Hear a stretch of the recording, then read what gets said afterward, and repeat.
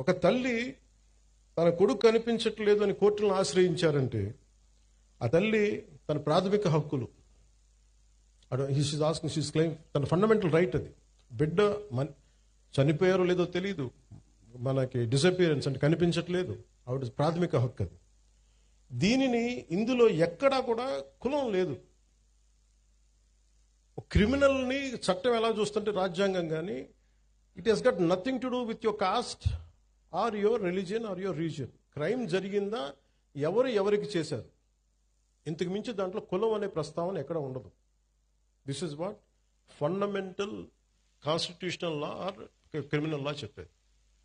కానీ మీరు ముఖ్యంగా యూత్కి చెప్తా ఉన్నాను, పెద్దలకు కూడా, మీరు కులాల పరిధిలో నుంచి మీరు కుల కోణాల నుంచి మటుకు క్రిమినల్స్ని చూడకండి.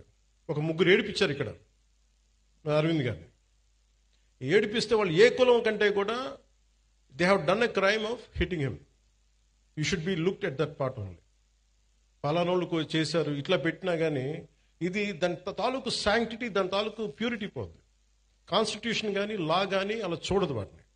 అందుకని ఇలాంటి అంటే మీ మిమ్మల్ని అందరినీ ఎదురుగా పెట్టుకొని మన నేతలందరికీ కూడా చెప్తున్నాను, మీ భావం తెలియజేస్తున్నాను.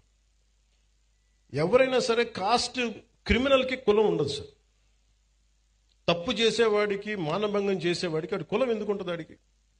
వాడి దగ్గర క్రిమినల్ యాక్టే ఉంది. అలాంటి నీచుడికి, అలాంటి నీచుల్ని మనం వెనకేసుకొస్తే that is showing that particular persons nature.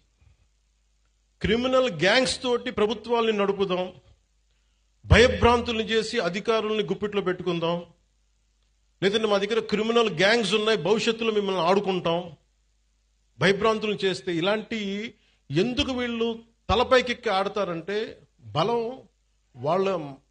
వాళ్ళది కాదు, మనందరి కలెక్టివ్, మన బలహీనత అది. నేను ఈరోజు ఎందుకు వచ్చానంటే ఒక 3 months బ్యాక్ చెప్పాను ఎస్పీ గారికి, ఐ వాంట్ ఇంటరాక్ట్, ఒక సివిల్ మన సిటిజన్స్ మీటింగ్ పెట్టండి, నేను వస్తాను ఇక్కడ కూర్చోబెట్టి, because I want empower citizens. నా పార్టీని ఎంపవర్ చేయొచ్చు, మీరు